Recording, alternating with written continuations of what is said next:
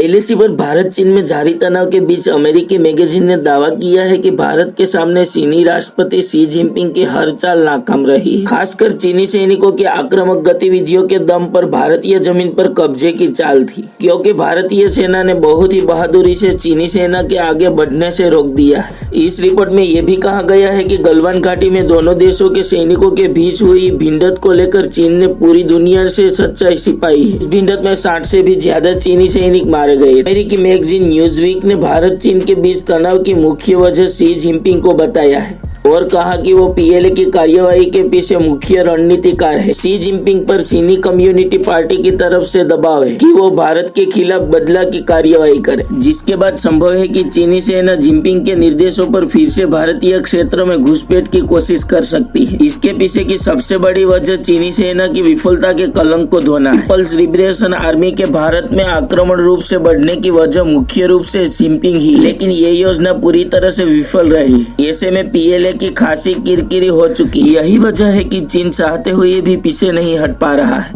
और भारतीय सेना उसे आगे बढ़ने नहीं दे रही। मैगजीन ने चेतावनी देते हुए लिखा है कि चीनी कम्युनिटी पार्टी और उनके अधिकारियों को सीमा पर मिली विफलता एक और अभियान के लिए प्रेरित कर सकती है। शी जिनपिंग ही चीन के असली शासक है। वो पार्टी के सेंट्रल मिलिट्री कमिश्नर के चेयरमैन है। साथ ही चीनी कम्युनिटी पार्टी के अलावा पीपल्स लिबरेशन आर्मी के भी मुखिया है। ऐसे में उनके निर्देशों पर फिर से चीनी सेना भारत पर हमला कर सकती है। भारत चीन एलएसी पर चीनी सेना की घुसपैठ को रोकने की कोशिश में भारत के 20 जवान शहीद हुए थे, लेकिन चीनी पक्ष की तरफ से ऐसी कोई जानकारी नहीं आई थी। हालांकि मैगजीन ने दावा किया है कि चीन के कम से कम 43 सैनिक ढेर हुए थे। हालांकि अन्य स्रोतों के मुताबिक यह संख्या 60 से भी अधिक हो सकती है। Foundation for defence of democracy के क्लियो पास्कल के मुताबिक भारतीय सैनिकों की जवाबी कार्यवाही में 60 से ज्यादा चीनी सैनिक हताहत हुए थे, लेकिन बीजिंग में बैठे चीनी आका उसे स्वीकार नहीं कर सके। इस लेख में भारतीय सेना की हालिया सफलताओं का भी जिक्र है। इसमें भारतीय सेना ने रणनीतिकारक रूप से अहम ऊंचाई वाली चोटियों पर अपनी स्थिति मजबूत कर ली, खासकर उन जगहों पर जहां कुछ समय पहले तक चीनी सेना मौजूद हुआ करती। तो गाइज, ये रिपोर्ट पर आपकी राय क्या है? कमेंट सेक्शन में जरूर बताइएगा।